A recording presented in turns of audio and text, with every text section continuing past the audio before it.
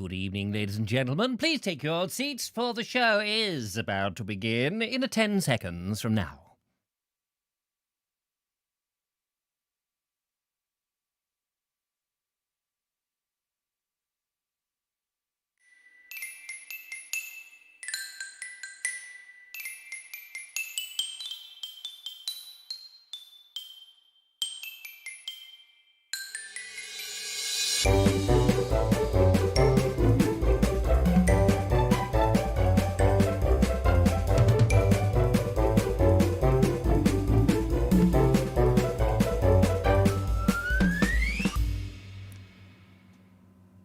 And good evening, ladies and gentlemen, and welcome to another exciting Vobie One-Eyed Kenobi Showbie with me, your host, Richard Vobes. Alone tonight, ladies and gentlemen. The lovely Julia is otherwise engaged, looking after her family and cooking and tidying and making sure everything's all fine and slip. But hopefully she will be back on Friday. So it's just me and you and a couple of videos and maybe some phone calls if we're lucky, and a bit of chit-chat in the side, which would be absolutely fantangy-dingu. People are arriving all the time, and it's very nice of you to come along. Looks like anytime soon, ladies and gentlemen, we won't be getting out of lockdown, because apparently, according to the media, who nobody wants to pay any attention to anyway, because they make it all up on the spur of the moment, but according to the media, all over the newspapers, apparently, I haven't seen them, but this is what I've heard. A little bird told me, "Yeah, Richard, did you know?" I didn't know this. July is when we're getting out of lockdown. Yeah, five more months, ladies and gentlemen. 5 more months of sitting around inside, twiddling one's thumbs, waiting for the end of the world. And we may all get locked out. But bear in mind, our hairstyles will be out here. Those of you who don't shave their head, of course. And beards will be down on the floor. And I don't know if there's anybody out there practicing magic spells with cauldrons. Please, will you step forward? What we need is a few white magicians, maybe a few black ones as well. A bit of black magic, bit of white magic, bit of purple magic. I don't care, but let's make this get over with so we can all get back to some sort of normality and life and spice and jolly old niceness. For it all seems a little bit too much. What has happened? So July, ladies and gentlemen, July. So what has that made me feel? Well, I was thinking quite recently that this is the time where I start planning my year, when I need to find out when the lovely Julia is free so that we can go on trips all around the UK, hopefully up to Northumberland, back on the old canal trip would have been lovely. That would have been fantastic. But it looks like, what's the point? What is the point of planning anything? I heard an advert on YouTube or something on the radio or somewhere only before I did the show, and they were talking about holidays. They were saying, oh yes, book your holidays. Not for this year, for 2022. They're not even bothering to try and sell you a holiday in 2021 because they know the goalposts keep going on and on and on and on and on. And where are the bloody... How long is this pitch? You're dribbling along with the ball. Dun-dun-dun, dun-dun-dun. Yes, I'm only on with the ball. I just got to get it into the goal. All I got to do is get up to the goal. This bloody half of the pitch seems to be going on for flipping bloody ever. Wait a minute. Where the sodding hell? What? The stadium has suddenly grown huge. Not that there's anybody in the stadium. A lot of cardboard people, of course, standing there with electronic clapping going on, going, Tottenham, come on, boy, Tottenham, come on there. And you're running up towards the goalpost, getting absolutely exhausted after doing 100 metres of legging. Oh, God. And all the people who were following you trying to get the ball have just decided, you know what, can't be asked. You're never going to get to the goal because as soon as you get to see it, there it is. There's the goal. Right, get ready, take a big... Oh, wait a minute, it's moved back again. I can't even kick that far. How far has it gone? It's gone bloody... It's in France. No, it's gone further than France. It's down in the south of Egypt somewhere. Oh, my goodness, it's down at the South Pole. The penguins. Is it the penguins who've got the bloody goalpost? Somebody's got... I can't know. If it keeps going far back, don't worry, because once it's gone further than the South Pole, of course, it will start to come back again. It'll come up behind you, and before you know it, you'll be dribbling there with your little big pig bladder filled with air and turn up there. Bloody hell, where did that come from? There's the goalpost, right, be snuck up behind you. And you'll be scoring an own goal. I think if you kick, I don't know the rules of football because I don't watch any of that sort of nonsense. But if you go around the goalposts and kick it in from the rear, I don't think that counts. It probably scores an own goal, or it probably gives a point to, I don't know, another football team in the division. Is that what they're in divisions, aren't they, if I remember rightly? I remember subtraction and division, multiplication, and the other one. What was the other one? Oh, plus. Plus. Yes, there's always a good plus point. Anyway, so we're stuck here, basically, ladies and gentlemen. We're stuck here, confined, shackled to the walls with dampness coming down, and those horrible, miserable creatures, those little slugs and snails and puppy dogs' tails probably, creeping up the side. And there you are, hanging in chains, wishing that it was all over. Oh, I've been in here for so many years now. I can't remember when I actually could walk freely from the walls, having been locked in this cell by chains. Years and years ago, they were the days when I had limbs, you know. But of course, in time, the limbs, they just dropped off. Yes, it was worse than the bloody virus itself now, but nobody cares, nobody listens to me. And that is the state that we are in. But anyway, never mind. I don't know if carry-alls.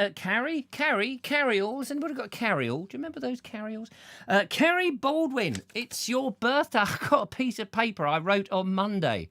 So, ladies and gentlemen, a nice big, very happy birthday. Please all join in. If you know the words, hum along. Happy birthday to Kerry Baldwin. Happy birthday to you. Happy birthday to you. Happy birthday. To Kerry Baldwin. Wasn't there a prime minister called Baldwin? Was there a prime minister at one point in history? If I remember, was it Baldwin? Bald Vobes win. If I was the Prime Minister, I would have got us out of this lockdown ages ago. Years ago. Do you remember when we used to be able to walk freely on this earth? We used to be able to walk. We could use to, but do you remember pubs? Do you remember those? They were places like a tavern. Do you remember tavern? History books will have them. The year was, let me think now. I think it was 2020. At the very beginning of the year was the last time people walked into a pub and actually felt like there was a future. But that was before. Do you remember the days of Perspex screens? Do you remember that? Before that, Perspex screens. If I remember, it was the same year that Green Shield stamps went out. You used to be able to go in to a supermarket and actually make contact with the person. They weren't in a steel box with a tiny slit saying, no COVID, thank you. And then you could sort of actually give them... Do you remember cash? We had cash in those days. Oh, yes, that was before we went into this weird cashless society where every other machine is broken and will not accept cash because people were going, oh, don't forget to collect your cash. And you were picking up that £5 note a bit like this. Oh, my God, there's a £5 note. There might be some virus on it. Oh, no, I don't want it. I'm giving my money all away. I mustn't have it. Imagine going into the street now and you've won millions. Apparently I'm worth $11 million, apparently, according to some weird old website that came up and somehow found my name on Wikipedia and decided I was worth $11 million. Don't believe it. Don't believe it. It's underestimated my worth, by the way. But imagine if I went out into the street. If I got out into the street, you know, like these mad people do from time to time, and got, I don't know, £1 million in £5 notes, and went out onto the street and was saying, yeah, would you like a fiver? Would you like a fiver? People would be going, oh, no, don't touch it. Don't touch the money. Don't touch the money. They need their rubber gloves on, the old marigolds, and they'll be putting on their PPE. And well, I will take it, but I have to dress up. No. You have the money without getting dressed. You've got to trust that it's okay to spend real money. Do you remember those days? Gosh, they were... I think we still had pounds, shillings and pence. Or did we go metric at that point? I can't remember. It seems so bloody long ago, ladies and gentlemen. It was so long ago when we had that sort of freedom. Dear, oh dear. And wasn't there a bloke? I think there was a bloke, I don't know, last century. He was, he fought, I think, in the Spanish Civil War, if I remember rightly, and he came up for air in a farm full of animals, and he wrote a book in 1984 about, I don't know, about his big fat brother who got COVID and snuffed it, but he seemed to have eyes and ears everywhere, and I don't know, he had some sort of wrong speak, but no one ever knew whatever happened to him. He was a strange old character, didn't even have a proper name, but there we are. They were the days. Out there in the Vobosphere, meanwhile, ladies and gentlemen, and people who wish they were ladies and gentlemen, we have a whole bunch of exciting and interesting people. I don't know their names particularly, but let's see if we can identify some of the participants who have arrived in the show. 114 of them. Are you ready? Not all of them will be announced. It's only, I think, only those that have taken participation in it, because otherwise I'm not actually psychic. But Andrew Graham, hello to you. Andy Stacey, Anna Jones, Audrey Forbes Hamilton, Kathy B, Colonel Craig Ratty, Daniel Wilkinsons, Davey Vad, the Elaine Whitlock, Whitelock even might be, Ed Wolf, Elf Wold, G Ramps, Jen Colley, Glenn Horton, Jeffrey Harrison, John B, Josephine Suter, Judith with the spanner, the lovely Julia with her spanner, Kerry Baldwin, happy birthday, Kerry Baldwin! Mark Burgess, Michael White, Mike Stevens, Nuka Steeglass, and Ramibu 2, Rasputin of Artington, Rick M, Robin Jones, Ron Langley, Rosalinda Golden. Sorry, my eyeball is a bit weird at the moment. These glasses are sort of falling over. Sean Ford, Skillet, or some such name, Station Master's Choice, Stephen Agger, Steve Baker, and Trev's Travels by Narrowboat. There may be some others who have not turned up on that particular list, because I did see somebody, I hadn't seen their name before, and I can't see it now. But anyway, if it's you, and I didn't mention your name, I do apologise, and thank you very much for coming along on this. Today's been, I don't know about you, but today here in the UK, in Sussex, in Worthing, where I live, it's been just one of those, can't be motivated. I've been struggled, ladies and gentlemen, to get motivated. Have you ever had days like that where you just struggle to get motivated? You just get up and you go, what's it all about? What is it all about? What's it all about, Alfie? Yes, what is it all about, Alfie? Good old Cilla Black. I don't know. I did a Cilla Black thing. I did one of her surprise. I did one of, or was it a surprise? It was the one where we had to go off and do something. I can't remember. It was, I don't know. Was it not Challenge Annika, Challenge Cilla? It was, I can't remember what it was called. You had to, somebody somewhere would, she'd turn up on their doorstep and go, I've got a lot of laughs. You've got to do this. And then you'd go off for a week and then you'd come back and you'd have to... Anyway, somebody wanted to know how to do the Diabolo, and I had to show them how to do the Diabolo. They didn't film me. I just had to go up all the way to Uddersfield, ladies and gentlemen, where all the cows with the big udders that live.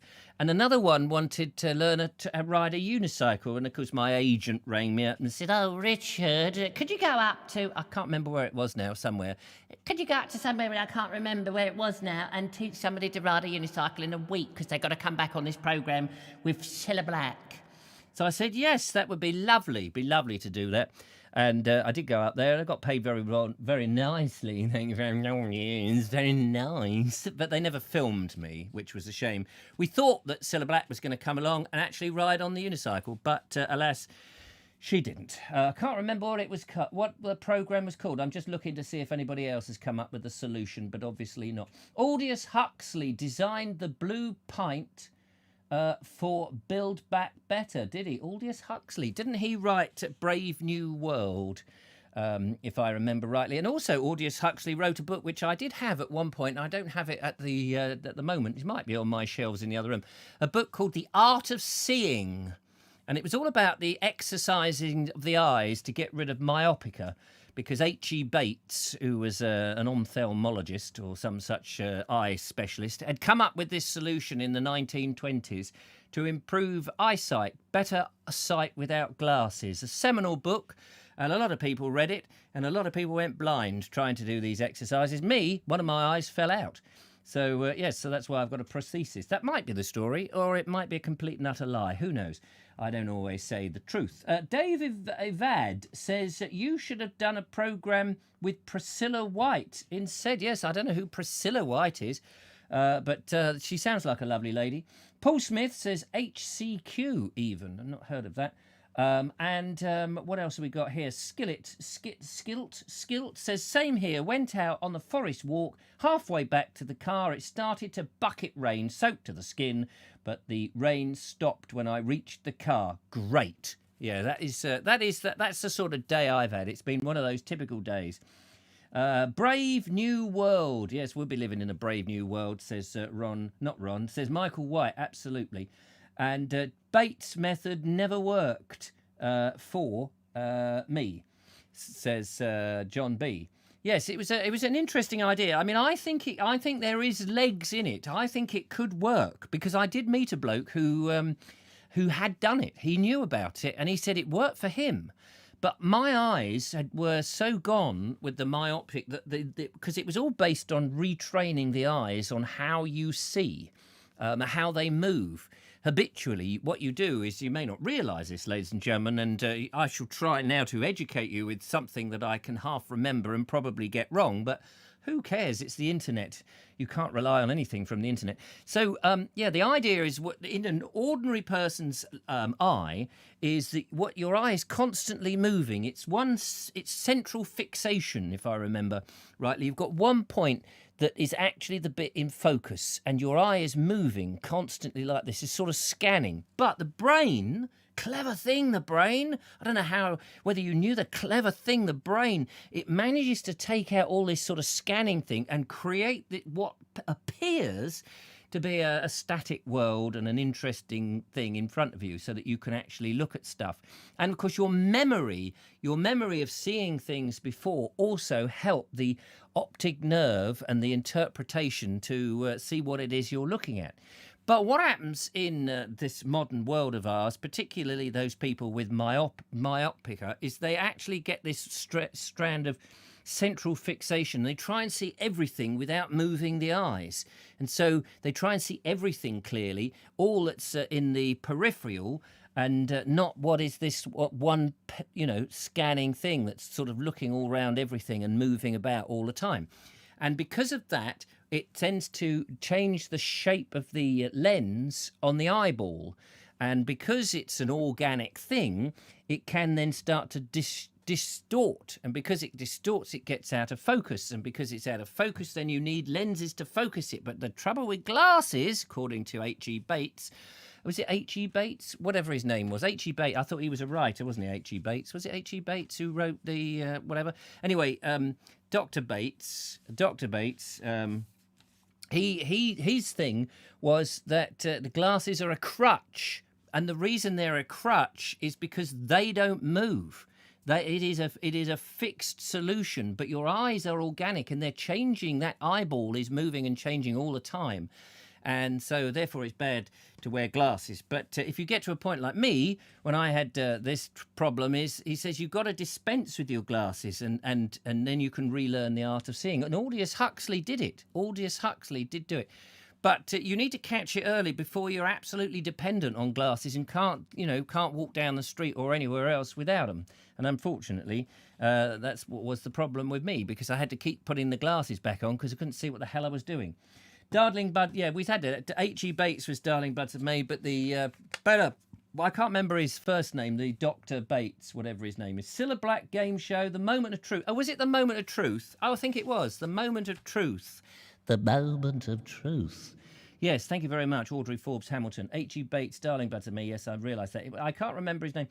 Aldous Huxley wrote on this subject too, says Mike Stevens. Yes, it was I just said that. I just said all that. It's called The Art of Seeing by Aldous Huxley. That's right.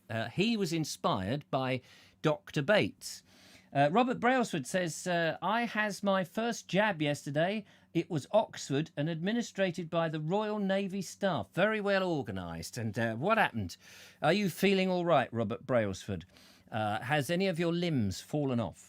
I would be interested to know how that went. Loads of old bolshki, says David Ivad. No. It's a natural process because the eye. You think about it. Think about it. How many people in this day and age have bad eyesight thanks to screens and looking at things in a way that they never used to have those problems in the past. Yes, some people did have it, but this is what I always used to ask myself. Here we are as a human being. You know, we are so well adapted to everything that we do. We have this disposable thumb, which apparently is not used very often. Take rid of it, throw it away. Yeah, we have our disposable thumb. We've got these fingers that move in a certain way. We have brains that can make things. We are able to adapt ourselves to all sorts of things. But the Achilles heel for a being that absolutely is required, unless we have help, is our eyesight. And yet, when you walk about and you see how many people have bad eyes because they're wearing glasses, you think, well, what is that about? Why would the human being, why would this thing, survival of the fittest and everything else about it, why would it be that our eyes, which are so essential to survive, unless, I say, you've got, you know, the civilization and people giving you white sticks and understanding, oh, you poor sod, you can't see a thing, I'll be kind to you and help you across the road and all that sort of stuff. But if you were out there in the wild and a wild bear is coming up to you, the eyes are the most important things. And yet, why is it the Achilles heel? That's what I would like to know. Nobody ever answers that question, or they answer it, but they never give it to me convincingly. And I think that is the problem. It isn't that they're not good things. They are brilliant things, but we don't look after them. We have got lazy with the way that we see. Not everybody. Some people are incredibly lucky, and the habit that they have when they were first born as children with their eyes working in the correct fashion is brilliant. I wish mine did. I wish both of them did. One of them now can't, sadly, do anything other than peer at Dr. Dart from a little jar on his desk, which is what he did say to me, that he was going to keep the eye. And I said, well, I'll keep an eye on you then. Unfortunately, the optic nerve cannot actually do anything. Bates recommended looking into the sun, so not bad advice. Mike Stevens, you're quite right. He did, but he didn't suggest that you look into the sun for any terrible length of time. He called it sunning.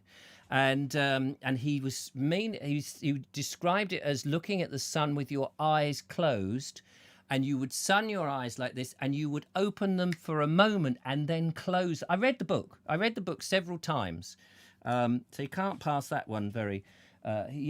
People do say that. They say, oh yes, he told people to look at the sun, and then they went blind because they were staring at the sun. That's not. He was a clever man. It didn't say stare at the sun for blindness. Josephine Suter says her name was Lola and she was a showgirl, apparently. So there we go. Edward Moulding says coal produces more BTUs compared to wood, so the firebox needs to be bigger. No idea what you're talking about. Something to do with the calorific value. I don't know. You're all waffling about something else. So why not use wood to power steam engines right now? What are you gabbling about, Bates, darling? But anyway, they're on their own. Sometimes I wonder whether I'm doing a show for the people or whether the people are just, they turn up, they switch it on, they go, oh, just he's waffling a bit. We'll just, we'll have a little conversation. We'll ignore everything. In today's show, ladies and gentlemen, we have videos. Of course we have videos. People are very kind. They send them in. Colonel Crack Ratty is climbing up a mountain in Scotland, going to give us a big old scare. And I don't like heights, I can tell you. Nikki has gone to medieval Carbrook, and we're going to have a look at a very old ancient place, which is fantastic. Bernie is perambulating in Eastbourne with some more of his perambulations, which is fantastic. Roy, he's got his double identity problem, but he's in a swish studio. Oh my, what a sweet, makes my place look a right old mess. And Andrew Norris is bringing us some proper old country singing from Croatia, an art form that sadly is dying out. And presumably this is also something that would have happened in the UK, in England, in ye olde days, but has long since gone, which is a shame. And we have some photos to have a look at from Mark Burgess as well in today's show. So that's really nice. Plus, we are opening the telephone lines in this show so that you may call in and give us your 10 penneth worth of anything you fancy. And the number is on the screen. It hasn't changed. It's the same number as before. I just occasionally I have to wash it, make sure it's all clean, because we don't want any dirty phone calls, do we? 0793 4746790 is the number. So if anybody wants to ring in now and let's get the conversation going, that would be fantastic. Kerry Baldwin says, sorry, are you still here?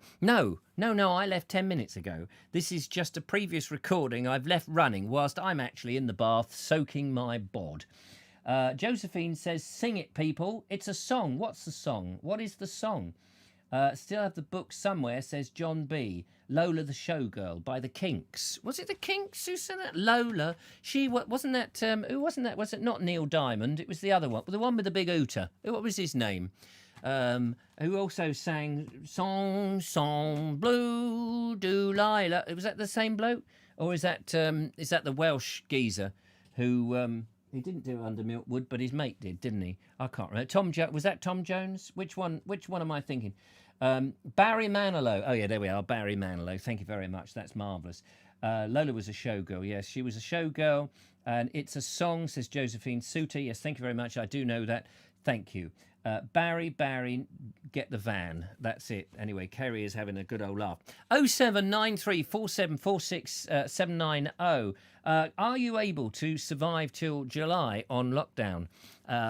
Is that too long? Do you think that we'll get out before then? Do you miss the pubs? Have you ever had trouble with your eyes? Have you tried the Bates method? Have you ever done any of that? What else have we been talking about in today's show? Not really very much, actually, but I've managed to do 28 minutes on a hard slog with 40 likes and 124 people watching. There you go. How about that? Which is Mandy Bandy Legs. Who's Mandy Bandy Legs? That's what I want to know. Way too long, says Henry's Adventures. Well, Henry, you're very welcome to give us a call on 0793. Thank you for joining me. And it would be lovely to talk to you. I thought it would be throat singing in the village. Throat sing. Do they do throat singing still? I mean, everybody sings from the throat, don't they? That's part of the singing. Otherwise, it would just be miming, wouldn't it?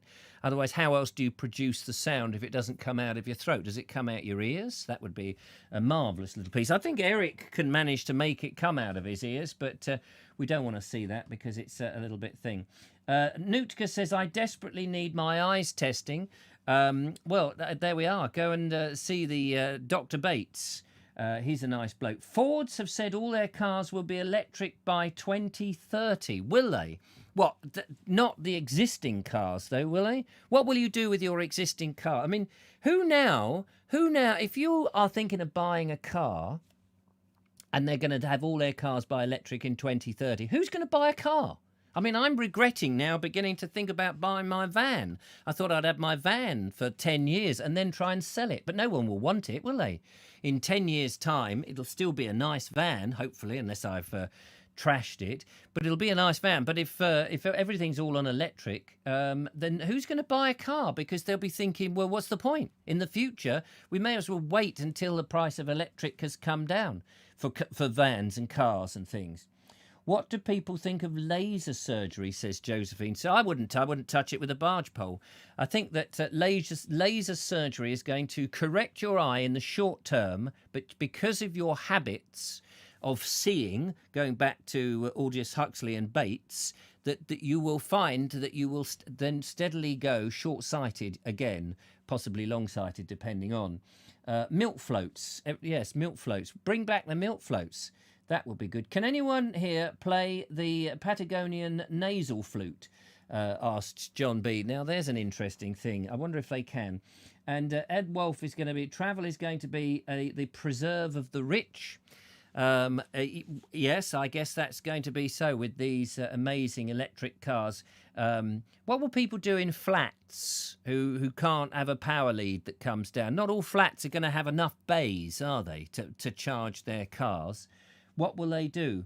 Do you expect me to talk, says Dave Ivat. No, Dr. Bond, I expect you to die. Station Master's Choice says at the current rate of progress, there will not be the means to charge all these electric vehicles. So those of us who keep the current ones will be laughing. The thing about it is, I think we're in 2030, no one will actually have any money to buy the electric cars because we'll all be paying off for the last year of being locked down and all the tax and all the money that we've had to, the government have managed to sort of borrow. None of us will have any cash because you can bet that the VAT is going to go up to something like 30%. Value added tax will be 30%. Your personal tax allowance will probably decrease terribly so that you have to pay more tax in the thing, and all the prices will go up. Charge via a system based on lampposts, says Ed Loud. Yes, well, if only we could have a plug, you could plug into the lamp. Maybe all the curbs. That would be good. You know, if the curbs. What you want really is to turn the roads into scale-electrics. That's how you do it. So that you just charge up the middle of the road, and you have a car with a couple of brushes out like that. You know, it'd be lovely, wouldn't it? And you drive along. Of course, the trouble with scale-electric cars is they often come off at corners because nobody slows down, or they don't know how to control them. But that would be a way. You wouldn't have to charge your car up because the power would be permanently in the track, and it would probably stop people crossing the road at jaywalking, as the Americans call it, because what would happen? They'd probably accidentally tread on the electric and they'd be going up in smoke. All their hair up on, and they would end up like a cartoon with smoke coming out of their jackets and all burnt to smithereens, just like they do in the old cartoons. Combustion engines will be taxed off the road by 2030, said Ed Wolf. So nobody will be able to afford, they won't be able to afford an electric car. If they do, they won't be able to afford the electricity because, of course, the electricity prices will probably go up. Elizabeth says, you've got 11 million. Yes, well, of course, I'll be all right. I should be flying. Apparently, they're doing tests. They've been allowed now to do tests on flying cars. So that would be interesting. People will be jetting about in their flying cars. John B says we'll soon be as poor as church mice. Well, I'd rather envy the church mice. If you imagine being a church mice at the moment, you've got a lovely place to live. Nobody ever visits you. They lock the doors most of the time. What a quiet life it would be to church mice. And you get to play on the old organ, and everybody likes to play with their organ, don't they? And to your heart's content, you can pull out the little stoppers and put them in. I'd love to be a church mice. How lovely is that? Free accommodation. Might be a bit cold in the winter, I grant you that. These old stone buildings. So there we go. Would we be driving Dodgems? Yeah, probably. That's what we need, is cars that size anyway. Why do we need these great big lumbering cars? Unless, of course, you need a van like myself. As some wise crack said to me in the comments when he saw the van, he said, you must have got a bloody big camera to need a van like that. Yeah, of course I have got a very big camera, of course. Ron Langley says, Back to the Future. Sounds like Bagpuss. That's true. Yes, it would be lovely. Anyway, I think it is now time, ladies and gentlemen. It's time. Tick, tick, tick, tick, tick, tick, tick, tick. It's time, ladies and gentlemen, for our first video of the evening. Thanks for the call. It was lovely to have a good old chinwag there. Marvellous stuff. I appreciate that. Give you the opportunity to call in, and of course, sorry, the lines are the. Can you stop the calls now? The lines in are a bit. What is it? The switchboard is on meltdown. I'm not surprised. People are jamming in their tuppences into the old K6 telephone box. Talking of K6 telephone box, we may just see one in our first video of the evening. So we're going to go, ladies and gentlemen, to the medieval town of Carbrook with the lovely Nikki from Nootka Seaglass. Today I've come to a Breckland village called Carbrook. And Carbrook means dark stream or village in the marsh. Gorgeous. Hello. Hello, Bubble. Hello. Hello.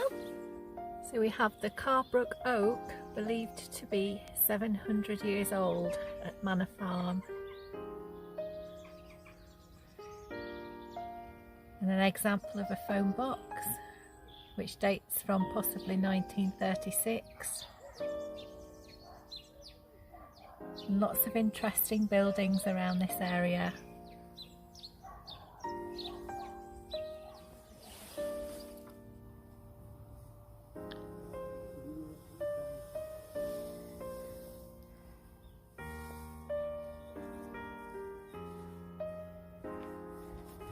And it's so cold, the village pond has iced over. And in Carbrook village there's a lot of prehistoric evidence.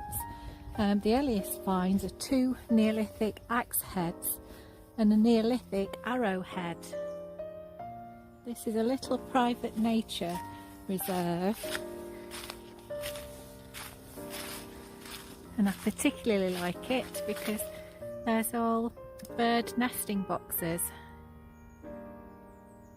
So I've actually bought some seed that I'm going to deposit on the ground shortly. Lots of Bronze Age items have been excavated here in Carbrook, including a rapier and a spear. Look at that. I think Julia will like that. A little fairy door. I don't know whether you can see this because the sun's on it. That says Layla and Oscar, so I think they have donated this. It's a robin box. They have the big envelope type openings. So that's very nice that they put that up in this private nature reserve. In this village of Carbrook there's evidence of Roman activity too, and a brooch, coins and pottery have all been excavated. And the modern village of Carbrook is actually centred around a medieval site, and it's the site of a preceptory of the Knights of St John, a military monastic order from 1173. Actually similar to the Knights Templar. Some house names really don't appeal to me, but I like that. Winter's Barn. Some lovely old cottages on this road, and some of them were shops. Just seen old church stores.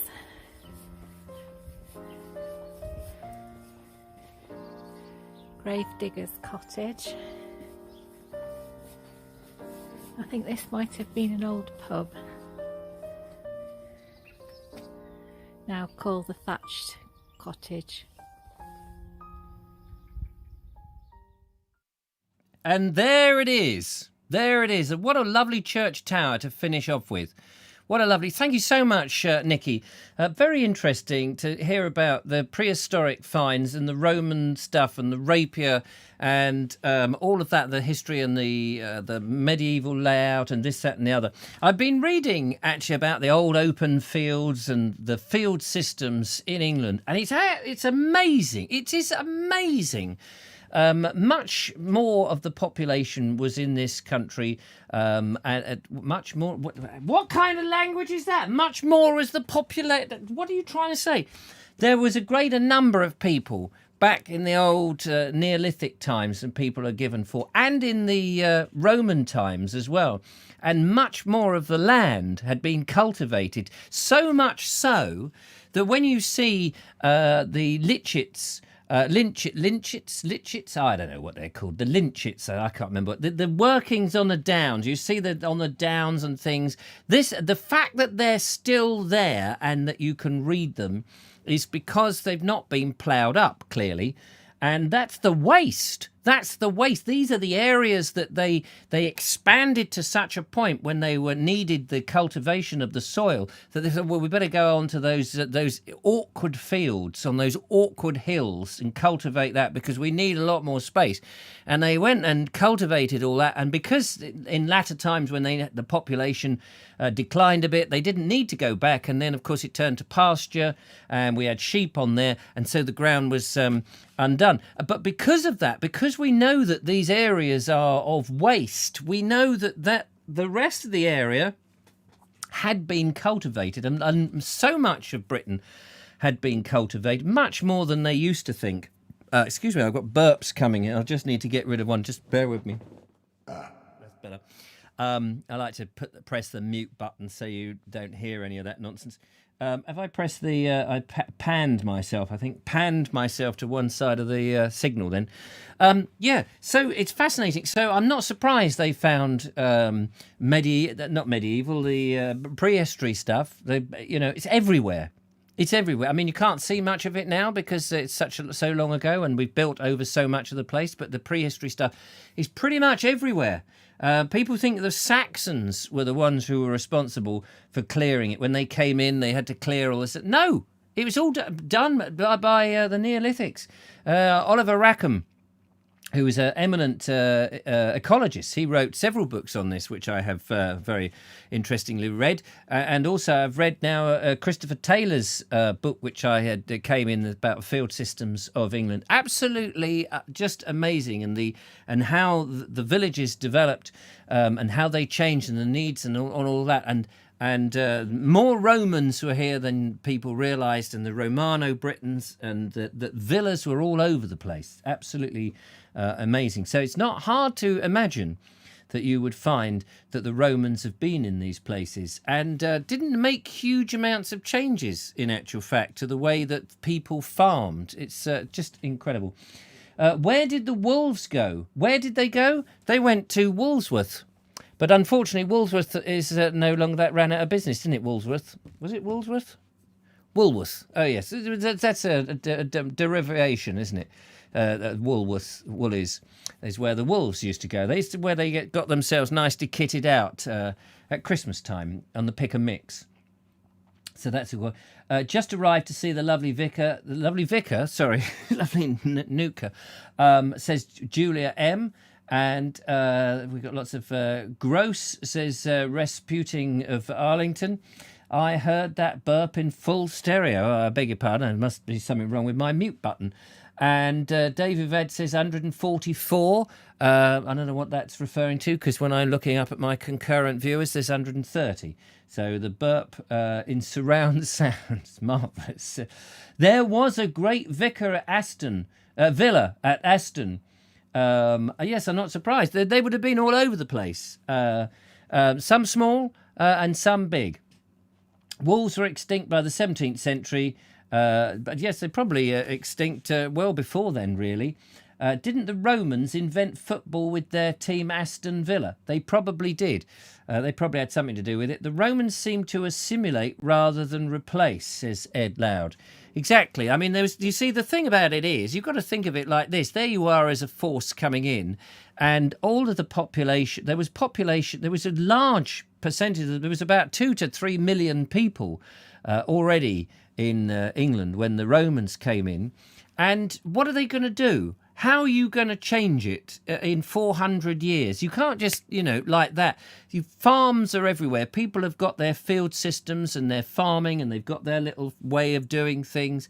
And the Romans are just going to, they're going to tax everybody. They're going to make as much money and say, hey, wait a minute, we're in power, but no, carry on. But we'll have some of that. The great thing that they did do, amongst all the other things, is they brought in a new type of plough, which helped people. Not everybody immediately took it up, because you suddenly needed oxen to run it, whereas before you could have this sort of crisscross type of system, but it was a lot more laborious because it was all done by hand. 144 equals a gross. Oh, I see. I don't know where. Oh, I see what you're saying. I thought they meant there was 144 people watching. Station Master's Chancellor says there was a villa at Pancho too. Pancho, wherever Pancho is.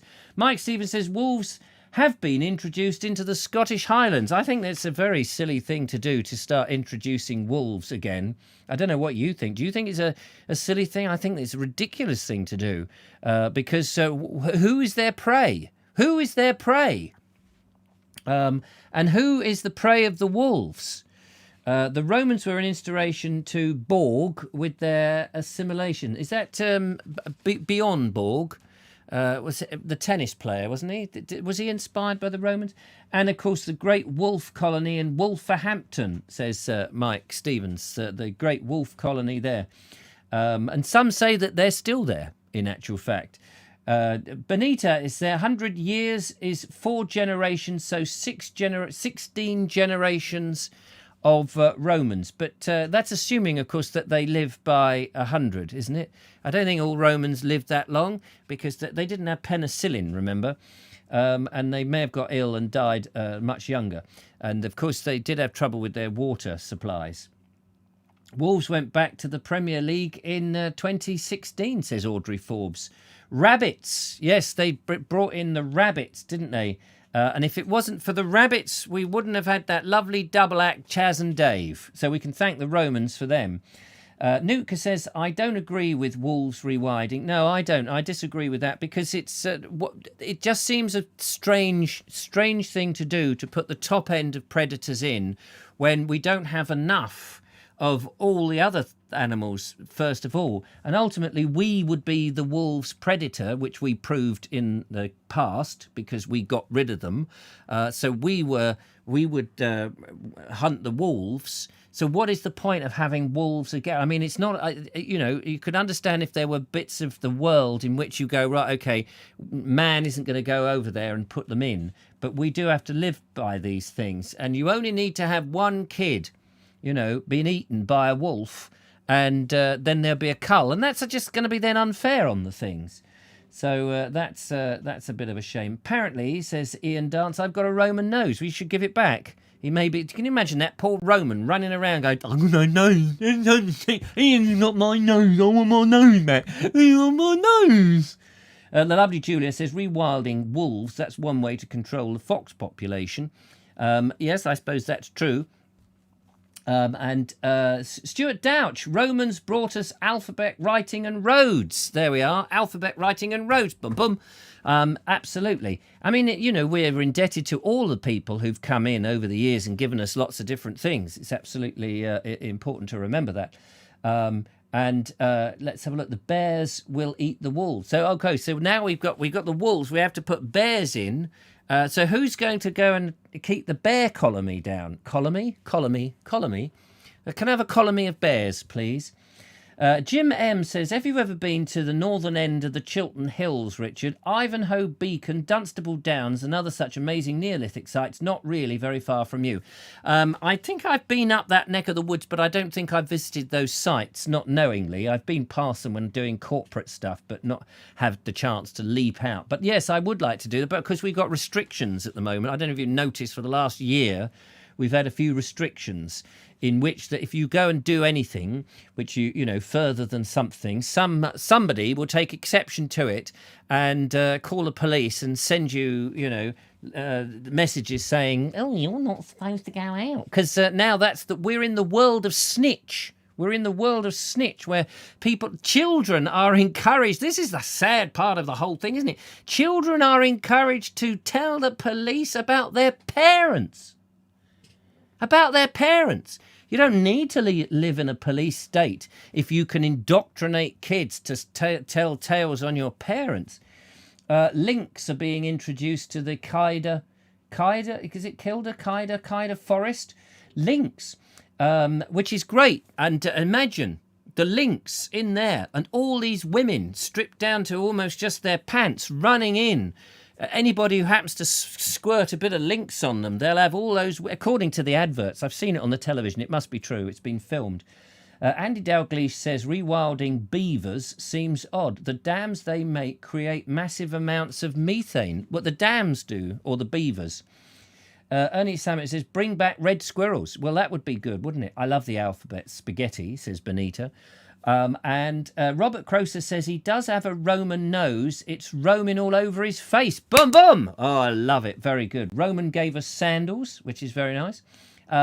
Africa, Ed, it was denim when I was at school. And Benita says, anyone notice that Richard's wilder when he wears his green jumper? Ah, yes, you see, the jumper, the colour, that's that colour.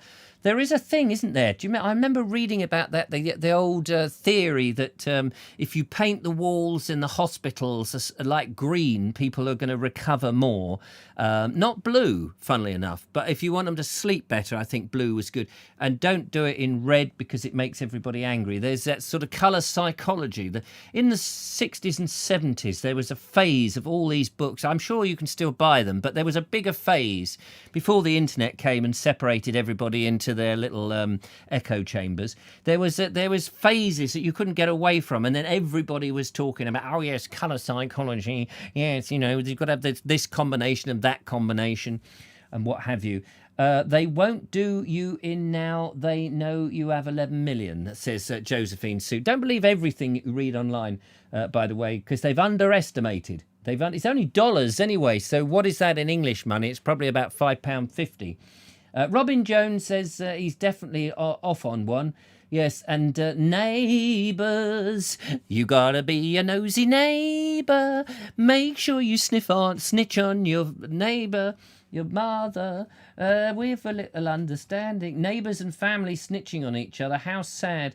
That is how the Stasi operated. Yes, well, I think it is a bit like that. Stasi and Hutch in my game. The giant walking salmon will attack the bears, says Dave Ivad. Oh, that's all right then. So we've now got giant walking... Well, so will Loch Ness Monster go after the giant walking salmon? That's what I need to know. That is the question we're asking ourselves.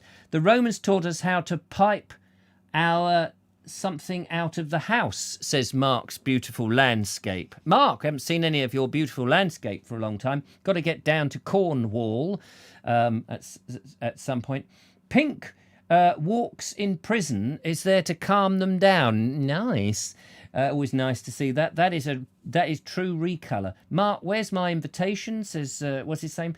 And Mark's view says will be a housewarming invitation first. And Pierre says, this is so much fun, a show discussing the important nonsense. Love it. Thank you, Pierre. You, if only I could add, if only I had $11 million suddenly accrued to me, I could go and get some, the most interesting comment of the night and send you a, maybe what one needs to learn is a bit of origami. A bit of origami, so you can fold up something and then post it and say, here it is. You tonight, that was it. So what did you say, Pierre? I've lost it now. This is such fun, a show discussing important nonsense. Exactly. That is actually the sum total of this show, discussing important nonsense. Everyone should take a look at the members of Spy B. They are people making our lives a misery. Spy B. What happened to Spy A? Do you remember Spy versus Spy? I remember that when I had my Atari. That was a game, wasn't it? Do you remember Spy versus Spy? It had that sort of very strange... I only loaded it up to hear the music, because the music was quite jolly. And you had this, bloke in a trench coat and a hat. There was a white one and a black one. I don't know whether we're allowed to use racial stereotypes like that or colours of the opposite spectrum now, because you get cancelled and turned into, a spaghetti bolognese of some description. Spy B, says Michael White. Well, where's Spy A? That's what I want. And Spy C. So my news, says Benita, says, I gave a Zoom talk on beach huts today. My goodness, I wish I was a member of the audience on that one. A Zoom talk on beach huts. That sounds great. What did you say about beach huts, Bonnie? You should ring us on the number that's coming up on the screen now. 0793 4746 790. Tell us what you... give us a resume of the Zoom talk on beach huts. We'd love to hear from that. Give us a call on 0793 4746 790. Call today. Remember, call rates will be charged at your normal rate unless otherwise told. And if we are going to spend more money on it, that's how the 11 million, by the way, was accrued. Too many people rang up and found that their telephone was actually charging them millions of dollars worth. I Spy, great little books, says Paul Smith. That's right. Michael White says yes. And the 77th Squadron... what do they do? It's Spy versus Spy was the game. It was great fun on my ZX Spectrum. There we are. Mark's beautiful landscape knows all about that. And Rasputin says something, but I lost it. And Benita says, we'll phone you now. Ladies and gentlemen, live on the phone, the lovely Bonnie Holland. I stopped talking. Did you notice that? I stopped talking for the phone. Nothing. Absolutely. She's punching in the numbers very slowly. It's 0793 4746 790, Bonnie. 07934746790 is the number to give us a call. She's going to tell me it's engaged. I tried the number, only it was engaged. It was reverse charges. Put me down for 3 beach huts, Nookie. Mike Stevens says, wasn't there a wreck? Here it is, ladies and gentlemen, startled in front of you. Let's find... Oh, I've got to put headphones on. Hang on a minute. I've got to put headphones on. Let's just put the headphones on. Hello to lovely Bonnie. Is that Bonnie? Hello. Have you got feedback or is it okay? No feedback today. Fantastic. How are you? Well, I'm a bit overexcited because I gave the talk about beach huts and, you know, it overexcites you when you do that sort of thing. Well, I can well believe it because just the thought of talking to you about beach huts on a Zoom call is somewhat of an exciting proposition. So, tell us, who were you talking? Who was the talk for? It was for the Brighton and Hove U3A, which is basically everybody over the age of 60 who's retired can join U3A. We've got 700 members. And we do groups, classes, go walking, history groups, all different sorts of things. Anyway. So these people are over 60 and they've never heard of beach huts? No, they're because everybody's bored. Yes. And nobody can go out and about. So we put all the talks online. So normally I'd do it face to face, but... Anyway, I was asked to do this talk. There was 30-odd people on it. And I made it as nerdy as possible. It was hilarious. I gave a talk all about bolts and padlocks and hinges and finials and other fascinating information about beach huts. Tell us about finials. Well, the finial on my beach hut was made by a local carpenter. He carved... a rose out of a piece of wood and painted it red. It's beautiful. And then other people have diamond shapes or coffin shapes or a club. I'm sorry, coffin shapes? Yes, there's a coffin shaped finial. And different beach hut members put a different finial to show that they made the beach hut.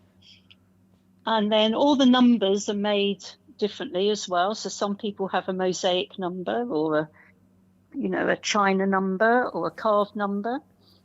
So there's all sorts of different individual peculiarities of beach huts. Well, I think that's absolutely fantastic. When I was making my video, remember that time when we weren't in lockdown, I started a thing about the Sussex border, and I was walking around. I went to Littlehampton, I think it was in Littlehampton, and suddenly they were all uniform. There was I actually forwarded that video to the Mad Beach Hut. The Mad Hutters Beach Hut group, which is on Facebook, and 14,000 people looked at it, so they all loved it. Poof, blimey. Well, that's very good. Thank you very much for that. So, but what do you think about the uniform beach huts? Does that give a certain class to the beach? Presumably, they're all dictated by the council. There's all these rules. So in 2000, there's all these rules about the colours. So when you get a beach hut, you're only allowed to paint the body of it 2 different colours, and they're a very special number that's got like 8 numbers and B something in it. I don't know. And is that and white? You're only allowed to, no, for Brighton and Hove, it's green and maroon. Oh, right. And this guy came along. I won't say his name, but you can look it up on Google. But in 2011, he went away to a wedding for a weekend, and he told his friend, please paint my beach hut any colour you like. So we got back and the guy had painted it like 10 different colours with bubbles all over it. And it wasn't the standard 2 colours with, a stripy door. And the council went berserk. Anyway, there were petitions and tourists came to have their photos taken in front of it. And it made, national headlines. It probably did something for the tourist industry then, didn't it? Oh, it was fabulous. You just Google it. It was absolutely fabulous. Anyway, part of the talk that I gave today was a bit X-rated. I don't know if I can talk about it here. Well, what you're talking about things going on in beach huts that normally go on in bedrooms, I'm assuming. Well, in the 20s, they used to have beach tents behind the huts on the lawns, and there would be a security guard that paraded up and down. He'd take sixpence from the courting couples who'd come down to Brighton for the weekend. Or for the day, rather. They couldn't afford the weekend. And they would go in the tent for a little rest in the afternoon. Anyway, rest is in inverted commas because they weren't exactly resting. Right. Oh, okay. So they were sort of horizontal, maybe lying down because there's not a lot of space in a beach hut. So I've just found some pictures of a beach hut here in now there'll be a bit of a delay when you see this, but they've got these stripy beach huts here. They're green, and then you've got stripy doors or full coloured doors. That I'm just showing, but I think I found the beach hut that you mentioned that sticks out like a bit of a sore thumb. I'm just going to bring it up. It's got I can't actually watch it at the same time as talking to you, but never mind. So basically, it's the one with bubbles all over it. If you put 2011 Beach Huts Hove, yeah, I think there's a lineup, and then there's this, and it looks nice. I mean, it's not shabbily done. I thought it looked fabulous. Yeah. But the problem is, if you live in the flats behind and you're looking out onto multicoloured beach huts, and of course people could put anything. They could put skull and crossbones, anything. Yes, when I carried on further along the coast, and I went to where Ron Langley lives in Ron. Where do you live? I can't remember the blooming name now. Just next to Pagham, in between Pagham and Bognor. What's the sodding place called? A lovely little place. Anyway, their beach huts are all sorts of different colours, and actually, it's so nice to see that that freedom, rather than. Oh, it's fantastic! It's fantastic. There's an amazing woman, Catherine, who's an architect, and she did her PhD. She did a doctorate, so that's 60,000 words, and she wrote a book which is about 1.5 inches thick. And I've read it 3 times, and all the pages are falling down. And she spent 2 months travelling around the coast of England, literally going from place to place, counting all the beach huts. Blimey. And she counted 19,000 beach huts. So there you go. Now, I always think when I hear these things, that's an interesting job, and I would love to have that as a mission, go and count the beach huts. But, it's like, how do you finance that? That must have been the book somehow, or she just did. Well, I think she was a student. And it was her research. Oh, right. I don't know where this beach. This is a beach hut in Brighton. Maybe you know something about this. There's one here with a picture of the front of a camper van, a VW camper van. Do you know? Oh, I pressed the wrong button. Sorry about that. It's a VW camper van, but it's painted onto the front of a beach hut. It looks incredible. I think that might be up by the marina because they're a bit wild up there. Oh, blimey. They're the wild beach huts. They're wild beach huts. Yes. They sound all right. I quite like the wild beach huts. Anyway, there's even a committee for the beach huts, and guess what? I'm on the committee. Are you? That does not surprise me. Who would have thought that? A busybody like yourself? No, sorry, I don't mean that. So what's the waiting list? How do you get a beach hut these days? What's the process? There isn't really a waiting list, or rather there's a few huts that are called chalets, and they've got gas and water, yes, and they're very special, and the council rents them out, but the waiting list is 18 years long. So they've had to close. 18 years? Yes. So there's a couple who got their first beach chalet this summer who'd waited 18 years to get it. Bloody hell. And the council have just decided that rather than give licences for life, and this couple have been waiting for most of their life, they're now going to cut them down to 5 years. So, and that's in order to give more people a chance to have a beach hut. But most of the huts are the wooden ones, and they're owned. So you just have to turn up with a bag of money, really. And so what, do you buy them as like in freehold, or you're buying a time thing, like a timeshare? These are the chalets. It's a very bizarre business. When I bought mine, you go to the seafront office, and this bloke comes down the stairs, and he's got this photocopied bit of paper which is all wonky, and you just sign this bit of paper, and he gives you this rusty set of keys, and off you go. And in the meantime, you've handed over a huge amount of money, and all you've got to prove that you're the owner of the beach hut is this wonky photocopied bit of paper. Blimey! So is it like he wanders down like a deck chair salesman? And says, "Yeah, you can have this beach hut. It's 25 grand, or you can have that beach hut. That's 2 shillings and threepence halfpenny. That deck chair, for an hour." You don't really buy the beach hut. You buy the right to put a beach hut on the plot. So you have to buy your beach hut separately. So I bought a plot that had this tatty old one on it, so that got knocked down. and it costs £4,500 to put this shed on this site. As I'm saying this, I realise how ridiculous this all sounds. But anyway, it does sound. It does. I mean, when you put it in, in plain English like that. But Mike Dixon has a beach hut. Oh yes, there we are. Ron Langley's just reminded us. Mike Dixon. I haven't seen Mike Dixon for a long time, but he used to be a regular, and I've been to his beach hut, and it's very nice and everything. But I love my beach hut. I adore it. Oh, do you know, it's a little village down there, and we know all our neighbours, and it's just so much fun. I'll go down there for 8 hours thinking, well, I'll read a book and I'll write my diary and I'll do some painting and I'll do this, that and the other.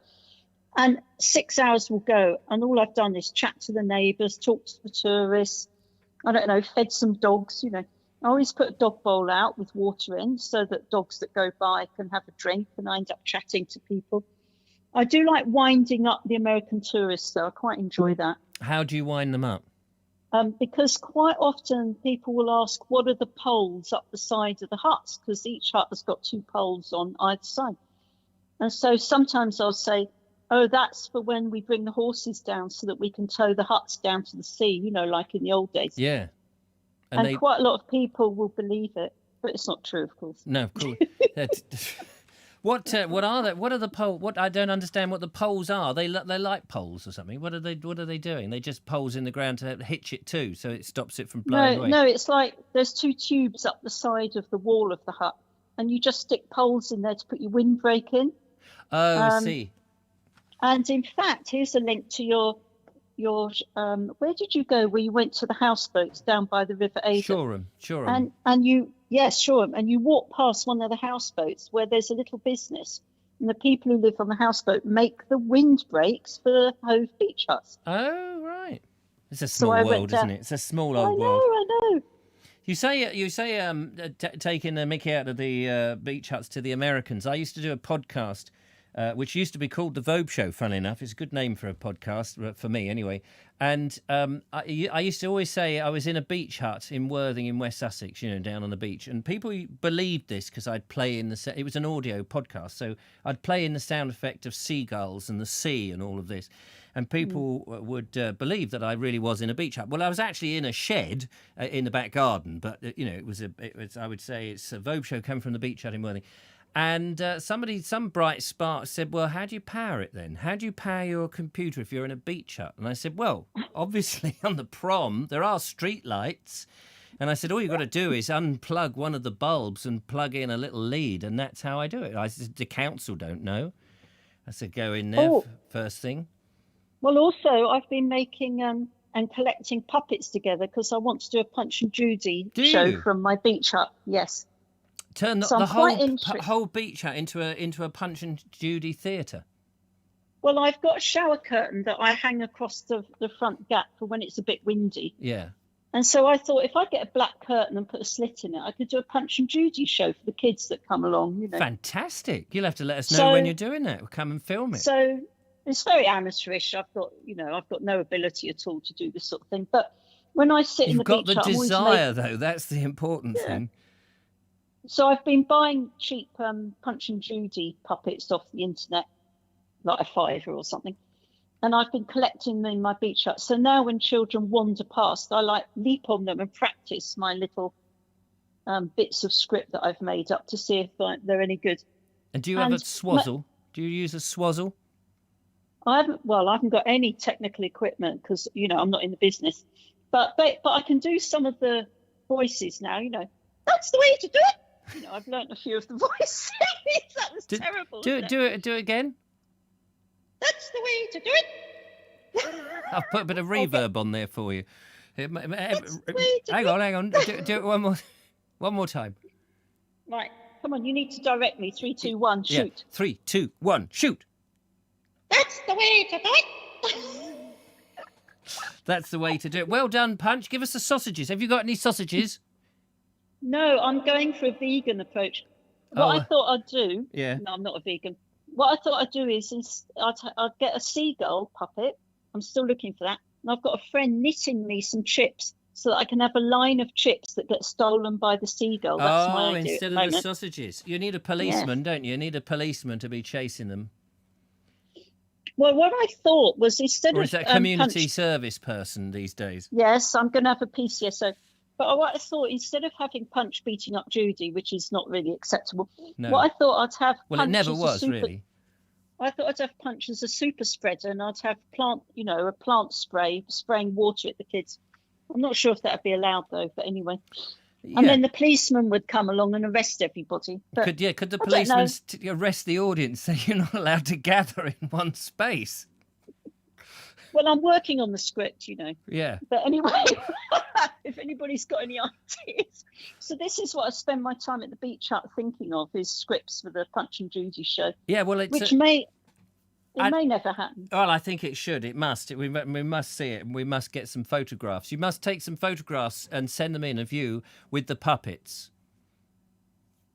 We'll see. No, you've rung in. You've rung in. You've taken the first step, Bonnie. You've taken the first step. The next thing is we want to see Bonnie at the beach hut with the puppets on a photo. That's got to be possible, hasn't it? Oh, okay. I'll put it on Facebook. No, send it to the show. Send it by email to me, and I can play it in. I'm not allowed to go to the beach hut at the moment. We had a letter from the council saying we were banned from the beach huts. Oh, really? Yes, because of lockdown, because they're leisure, not exercise. So then all the people who go swimming said actually they're exercise places. Then all the people with the paddle boards got involved. Then the kayakers got involved. Yeah. You need somewhere to store your stuff and change and all those things. Exactly. And make a but cup you're not of allowed tea. to use your beach hut. Not allowed anyway. So I miss it. Yeah, I bet you do. Oh dear. And my beach hut misses me as well. I went to check on it the other day. Yeah. And I gave it a hug. Oh, so. Bless. My poor little beach hut, all on its own down on the seafront, next to another one with bubbles all over it. I don't know, how can it possibly cope? Listen, we better move on, but thank you so much, Bonnie, for braving it and talking to the Vobes on the show. Absolutely fantastic. And what a story. Thank you very much. No, thank you. Fantastic. Loved it. Call Bye-bye. again. Take care. Bye-bye. Bye-bye. There we go. That's the lovely Bonnie and her beach hut story. Zoom, if ever you need a Zoom meeting livened up with technical details and you want to talk about your finials, or whatever the name of the sodding things are, then get Bonnie on the thing and she can tell you all about beach huts. How brilliant is that? Fantastic. Time now, ladies and gentlemen, for another video. And Roy has been doing his own Punch and Judy, kind of Punch and Judy, with himself. Let's see what he's up to. Hi Richard, and hi all the Vogue viewers. This is from the Roy Edwards studio. I've got my double here next to me. I've told him to be quiet at the moment. Yeah, he's being quiet while I get a word in. Yeah, it's been great watching your video tutorials on editing, and I've enjoyed the week of your walks and your talks about your mime. It's been great. Hi Richard and Julia. I don't know who this is. It's coming into my show. I enjoy the Vogue show, and I like all your video tutorials and Go away. walks this week. I've been enjoying watching the Vogue show. So hi to all the viewers. Have a nice week and speak to you again. It's my show. Bye from the squeaker. Go away. Bye. That's hilarious. I love that. This is a great studio, though. Look at that. Looks like you're ready to give us the news at 10. Fantastic stuff. Love it. Thank you so much. That was Roy Edwards from the Roy Edwards studio. And the other guy, love the cartoon effect. That's great fun. Well done. Brilliant. The BBC News, as Robin Jones says. Lots of lovely comments about Bonnie's call-in. We have another... I'm trying to answer it. We have another caller. Let's find out who that is. Hello, caller. Welcome to the Vobe Show. Evening, Richard. It's Jeff here. It's who? Jeff? Jeff, how are you? I'm all right. Nice to talk to you, Jeff. Yeah, just ringing up to see if how does Eric like them boots? Are they all right? Which ones? The first ones. The first The one. one- I've passed the them first on. one. I've passed them on, Jeff. Oh, you didn't give them to Eric then? No, Eric, he turned his nose up. Eric is he doesn't like anything second-hand, does Eric? That's why he's down in the dark room. He never quite knows what's coming down. I tell him it's all brand new, but he can sniff it if it's been used before. So I pass them on. I'm sure that the lady who is near Shipley, actually, she got in touch when she heard that. She said, "Oh, I'd love to." Okay. So I hope that was all right. You didn't want them back, did you? Is that what you were ringing to say? No problem. No, I've been in the loft for about 4 or 5 weeks trying to find these leaves and that. Well, your missus wouldn't let you out then? Yeah, well, I go up to the door because the milkman delivered all that milk. Ah, that yes, you, ordered on my... on Alexa did it for you. Yeah. Yeah, there was... I mean, I remember the old butter mountains and the milk lakes. I think you've got some of the milk lake now. That's right. Well, when you were talking about all these other bits and pieces, I saw my dad today. Oh, yeah? Through the window. And he was just telling me some stories when he was in the docks. Oh, right. In the docks? When he was a doctor. In the docks. Yeah, yes, not in the dock as in the judicial system, but in the dock as a dock. Where was he in the dock? In London? In London, the Royal Albert. You know where the aeroplanes landed in London? Yeah. Oh, in the Royal Albert dock. The Royal Albert dock, yeah, that's where he was all the years. When are we talking about, the 50s? Oh, God, he's 92 now, and he joined when he was 15 years old. Yeah, so the 30s and 40s, I suppose. He remembers one of the ships coming in. Yeah. He was telling me. It had loads of turtles on it. Turtles? Turtles tied down on the deck. Tied down? Turtles tied down? Cool. Yeah, do you know what they were for? No idea. He said because turtles used to carry a litre full of fresh water. Did they? Inside them. Inside. So they carried them as ballast or the fresh water? Fresh water and food. And right. And so would people eat them? Yes. He was telling me that one. Blimey. That was unbelievable. And he brought off the first ever bananas ever delivered in England. Right. They came off the first ever ship. That was the telly once. So he brought off the first ever bananas brought into England. Gosh. When he was in the cranes. I'm getting a lot of messages from people saying that your phone sounds very muffled. Muffled? Oh, I'm still in the loft. Oh, you're still in the loft, you poor devil. No. Yeah. So, and then he told me another story that this massive great tree stump that was 3,000 years old, he had to brought off the ship that got delivered to the museum, London Museum. Oh, right. And it's still there today, yeah. A 3,000-year-old tree stump. Yes. And he brought it in at the Albert Docks. Yeah. Gosh. So he still remember him doing all he's doing at 92 years old. 92 years old. Well, you should be writing this lot down because it's fascinating. It is, because when we took him to the Dockers Museum in London, yeah, he was actually telling me the floorboards on the floor was that ship that had the turtles on. Really? Yeah, because he was just breaking up, messing up, so...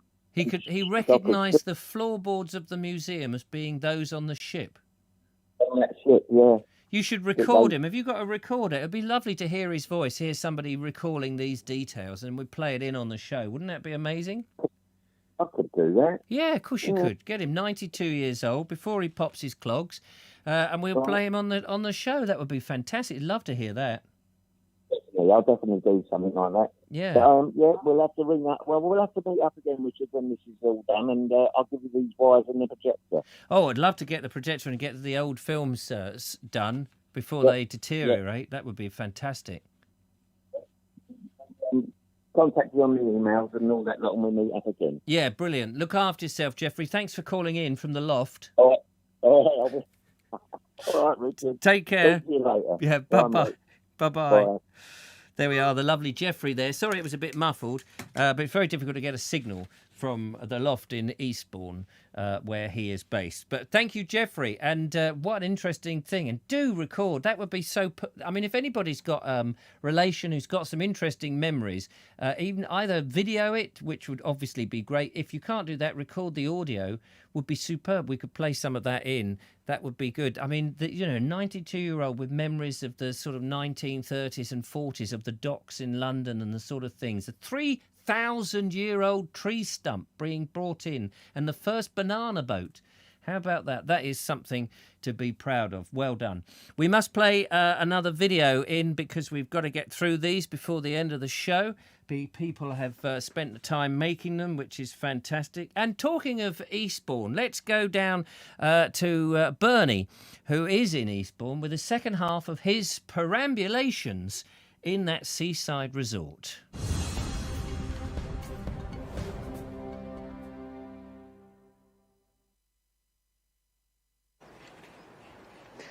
Welcome to part 2 of this old preserved AA telephone box here, appropriately PO Box 73 for Tower 73, which is the Wish Tower.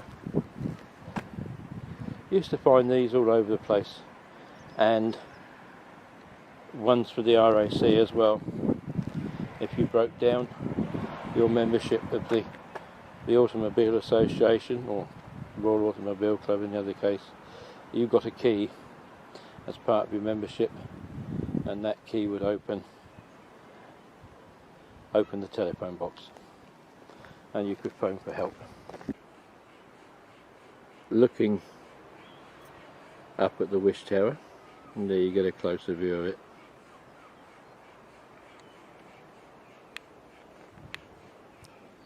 The Lifeboat Museum. This was the original lifeboat house in Eastbourne. It was built in 1898 in memory of William Terrace, who was a local actor, and he was murdered at the stage door of a London theatre.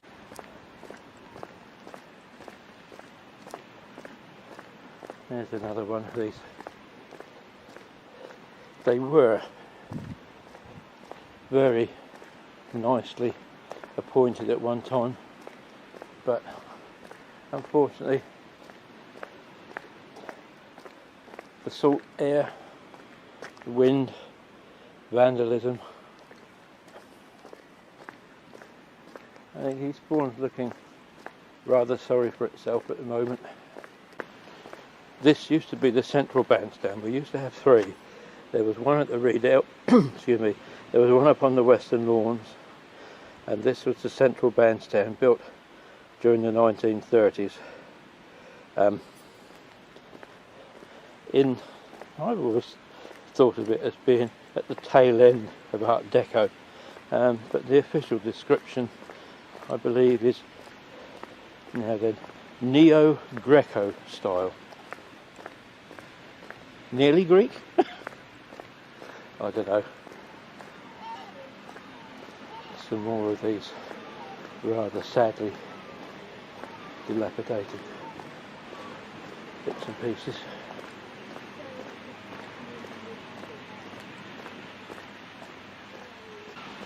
And at the landward end of the pier, round about there and where the Queen's Hotel now stands, they discovered the remains of an old Roman villa.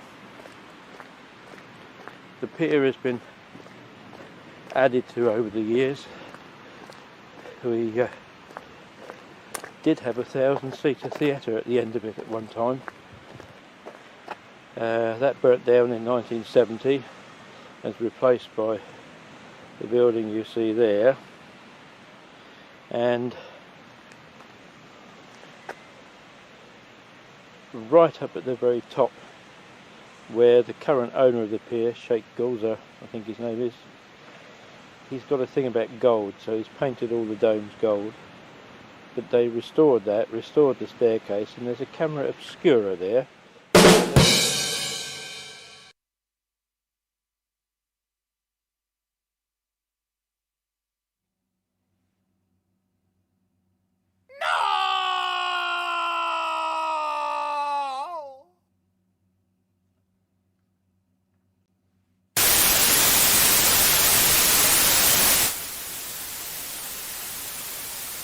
I'll have a bit of everything, please.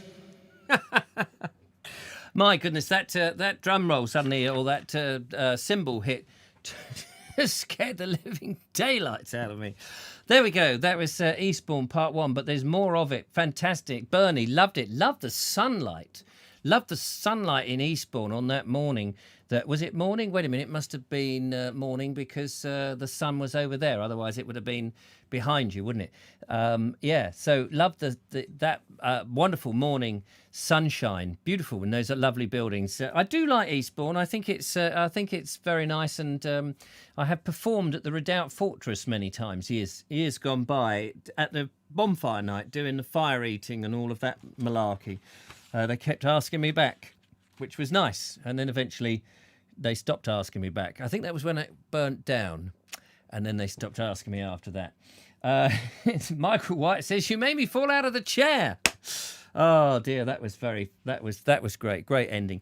Listen, we're coming up to 9:30. So what I thought, if it's okay, we've got videos by Colonel Crag Ratty climbing a mountain, and Andrew Norris has got a very lovely one.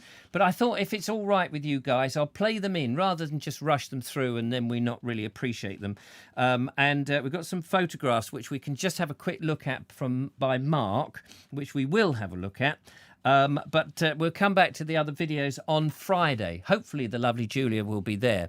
So let me just go into the studio. Now, Mark did ask me, he said, he saw, I forget who it was who did I think it was Phil Carter, who put together the lovely montage and did such a great thing. And Mark said, "Is there any chance, Rich, you could do that with my pictures?" And he sent me these pictures, which I'm just quickly trying to find. And he says, after watching last night's show and seeing the photo collection from Will, I was wondering if you could do something similar. I just don't get the time, Mark, to do all of that. It takes some time to sort of set up the show and get everything in order and get it on the computer just so that I can cock it up when we do it live. It takes a bit of time to work out that and obviously write the script, for the sort of the show, as you can imagine. He says, he says he's got some pictures here. Let's have a look. He says, "I did them over 2 days, loaded them in the wrong sequence. I've 2 pictures that I wanted to be spotted by 2 eagle-eyed Vobesters from the Beast from the East. Can you get them to guess and put their answers in the chat?" All right, we'll try.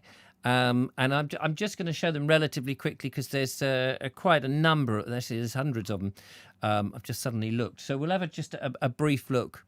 And a lot of them is pictures locally and in Mark's garden, by the looks of things. So you have to appreciate if you can send stuff in that's ready to go or with very simple explanation, I can share it. But if there's a lot of work of trying to sort it all out and work out what goes where, I just don't actually have the time. But let's have a little gander at some of the snow scenes. I'm sorry there's no music to accompany this. We'll start over here, looking at Mark's back garden.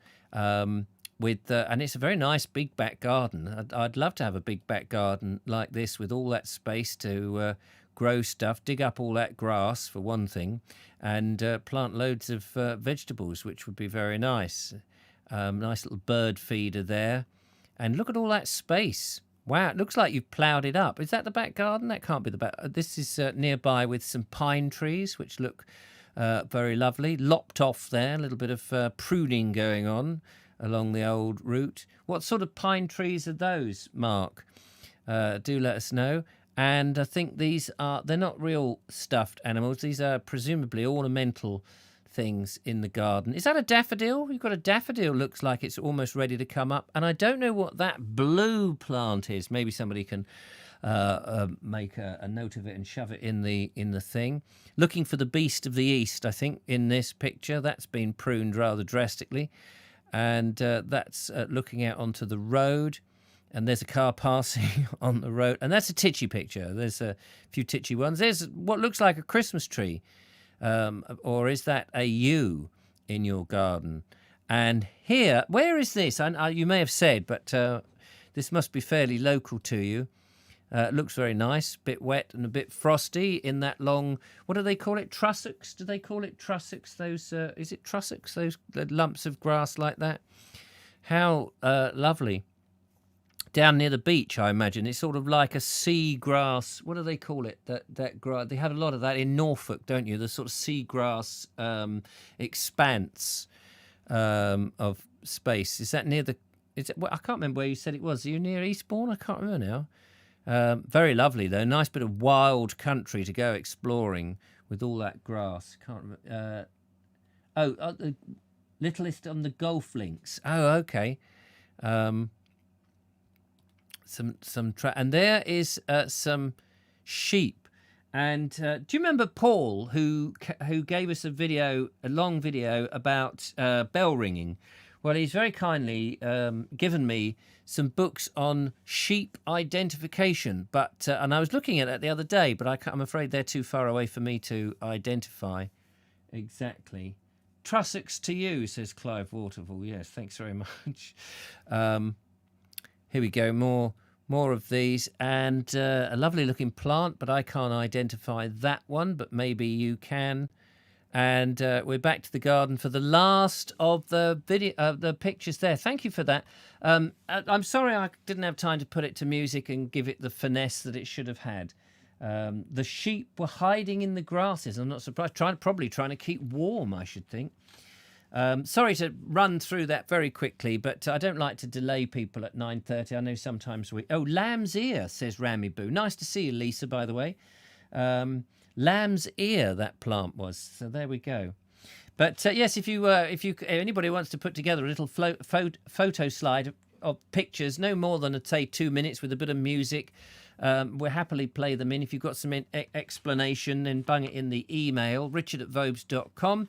Videos to me via WeTransfer, or I think Nootka has tried a place called Transfer Now, just as good. So, whichever system works for you, really. But if you put my email address, that would be great. It's Snow Joke, says Michael White, and Mark's Beautiful Landscape says some lovely winter scenes. Thanks for the photo. We love all of this. All of this. What a great community we have. We do have. And I don't like to, rush through these things. And so that's why I think we'll look at the other videos on Friday. So tomorrow's Wednesday, no show tomorrow, but we're going to finish off with the Listen with Vobes on the YouTube channel, Listen with Vobes, on our last of our Peep Show books, which I'm reading to those that are interested in that. There is another video, of course, on the Board Explorer for you tomorrow, and hopefully tomorrow I can get out and make another one.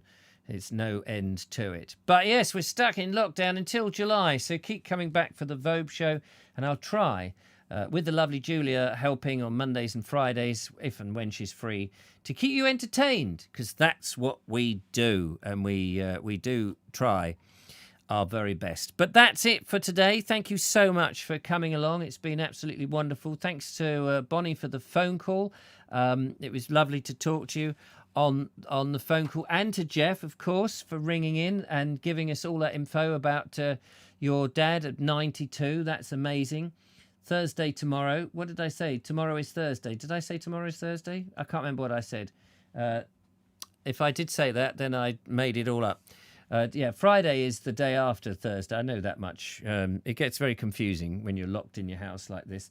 Anyway, take care. Look after yourselves. Thanks for all the videos, Bernie and Roy and Nikki. And thanks, Mark, for the photos. Thanks to the lovely Julia and Judith out there, making sure that everyone's behaving themselves. And I will see you all again. Thanks, everyone, for watching. Thanks for the thumbs ups as well. Do tell your friends about the Vobe show, and we'll keep this going. Till next time from me, bye-bye. Take care. Arrivederci. Foof.